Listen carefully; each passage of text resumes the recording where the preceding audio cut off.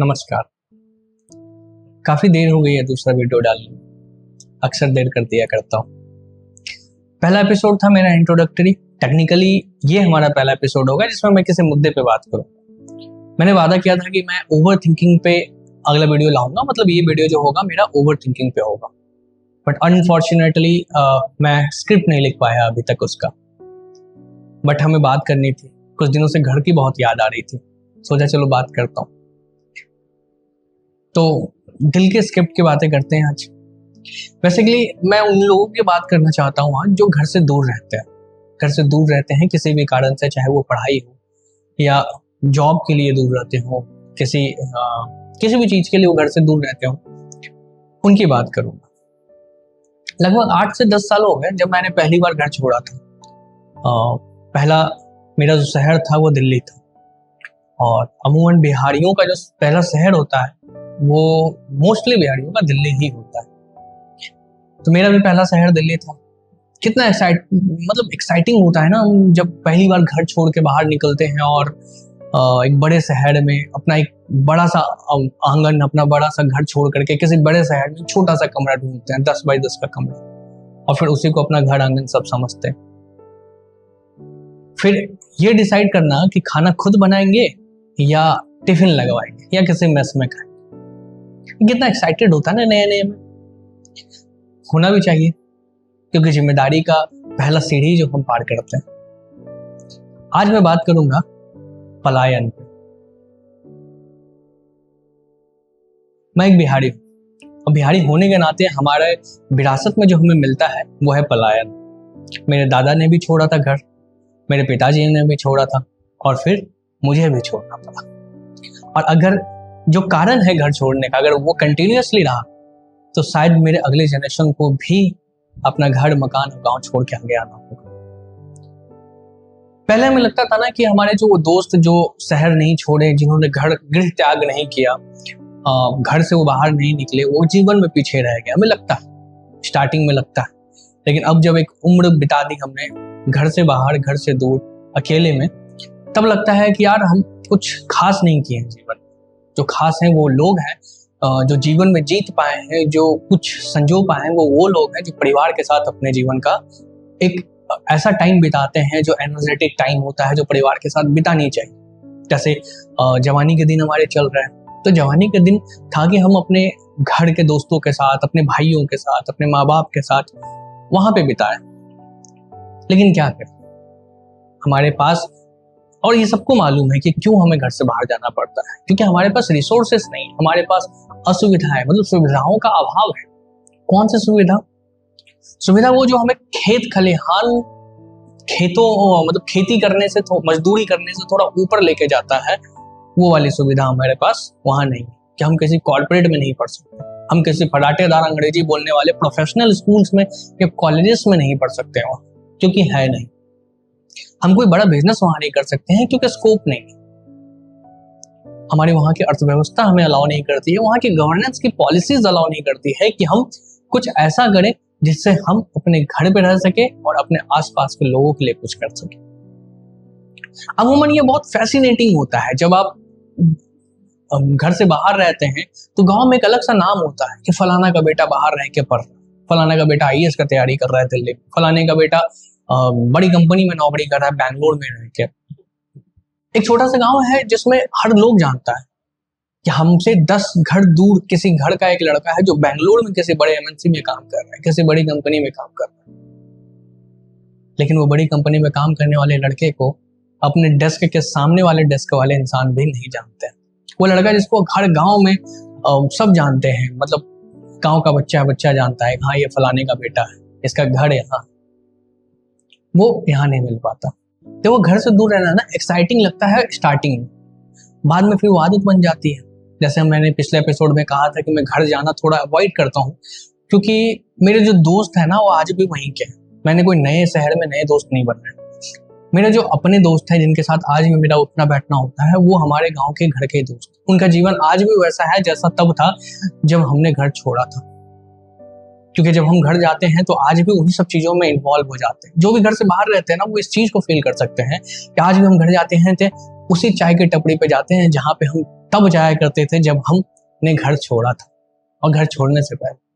आज भी उन गलियों का ही चक्कर लगाया करते हैं हम दोस्तों के साथ बाइक पे, जिनका हम तब लगाया करते थे जब हम घर छोड़े थे।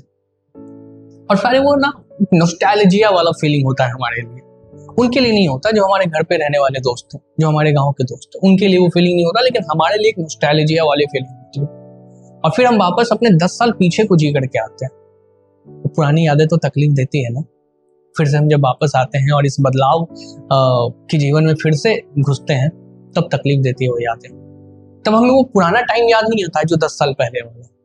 वो जो हमने रिफ्रेश कर दिया है ना, नई ताजगी डाल दी है ना उस पुराने यादों में, फिर से दोबारा उसी समय को जी करके, उन्हीं गलियों से गुजर के, उसी चाय की टपरी पे चाय पी के, उन्हीं दोस्तों के साथ बैठ के, वो हमें तकलीफ देता है। तकलीफ तब देता है जब हम अकेले ऑफिस से आने के बाद कमरे में बैठते हैं और कोई बात करने वाला नहीं होता है। पता है घर की सबसे ज्यादा याद कब आती है?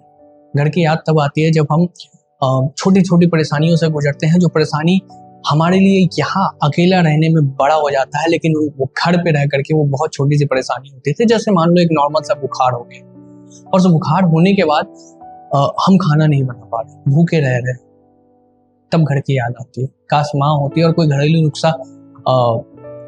घरेलू नुस्खा फॉलो करती और फिर हमारे बुखार चट से दूर हो जाती, हमारे तलवे मालिश करती, हमारे सर में तेल लगाती और ये बुखार दूर हो जाती। पता है घर की याद तब भी सबसे ज्यादा आती है जब हम दफ्तर से शाम को वापस आते हैं, क्योंकि अपने घर और गांव में ना उन गलियों में बिताए हुए सबसे ज्यादा जो पल थे वो शाम के पल थे। शाम हमें वापस से उस गांव की याद दिलाते हैं। हम जब कभी कहीं विजिट पे हम किसी गांव चले जाते हैं या किसी सड़कों से गुजरते हैं ना, तो हम मैच करने की कोशिश करते हैं, क्या ये हमारे गांव के सड़क से मिलता है क्या, या कोई सा भी हम गली देखते हैं तो हमें लगता है अरे यार ऐसी गली तो हमारे गांव में भी है ना, और हमें फिर से वो यादें ताजा कर देती है। आजकल ना हमारे शहर की ना इंस्टाग्राम पेज बनी है। कुछ लोग हैं जो इंस्टाग्राम पेज को चलाते हैं, जैसे मेरा घर लखीसराय है तो वहाँ लखीसराय करके एक पेज है जिसे मैं फॉलो करता हूँ।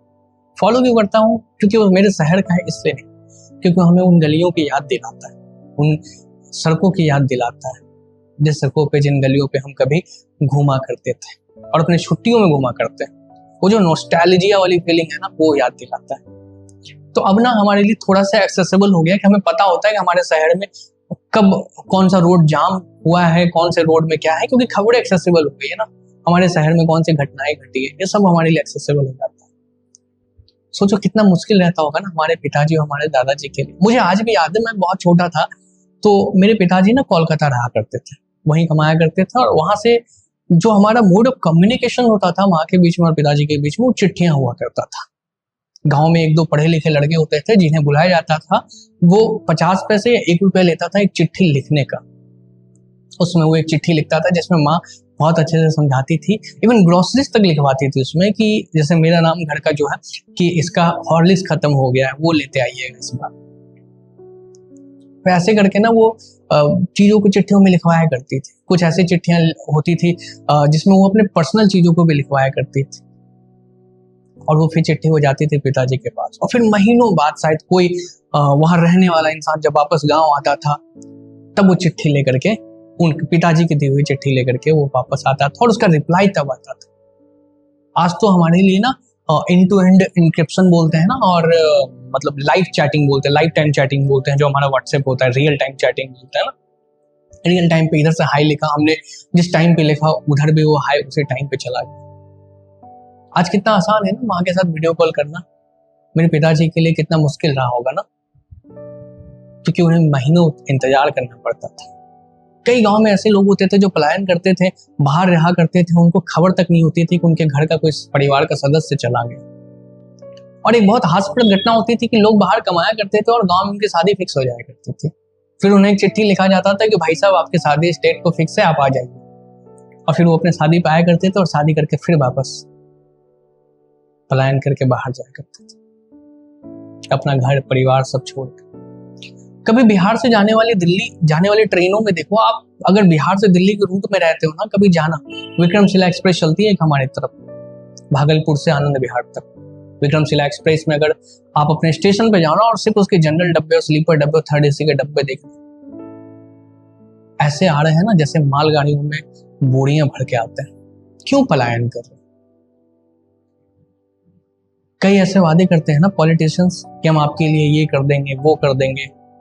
हम घर जाया करते हैं साहब, लेकिन पॉलिटिशियन के लिए हम घर कब जाते हैं? सिर्फ वोट बैंक है और वोट देने के लिए ही सब घर जाते हैं।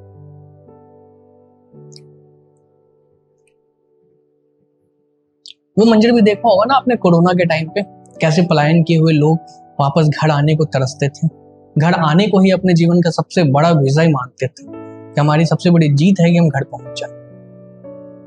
लोगों के अंदर डर हो गया था कि अब तो मरना है, दुनिया खत्म है, मर तो जाएंगे लेकिन एक बार अपने घर पे, अपनी दहलीज के अंदर जाके मरे। लोग पैदल आए, पटरियों पे चल चल के आए, पटरियों के रास्ते, रोड के रास्ते, कई लोग साइकिल से आए। मतलब वो भयावह दृश्य, पलायन का दृश्य। आखिर क्या कारण है? सबको मालूम है कि हमारे पॉलिटिकल स्ट्रक्चर ऐसा है कि पॉलिटिशियंस नहीं चाहते कि हमारा बिहार डेवलप हो। हम पढ़े नहीं, हम बड़ी कंपनियां वहां नहीं खोल सकते, हम बड़े उद्योग वहां नहीं कर सकते। ये सब कहीं को सुनाई बातें हैं, हर साल की बातें हैं, हर बार की बातें हैं। अभी फिर एक नई पार्टी आई है जनसुराज करके, प्रशांत किशोर साहब की। अच्छे अच्छे लोग जुड़े उसमें। उनका ये वादा है कि हम बिहार के बच्चों को बाहर नहीं जाने देंगे।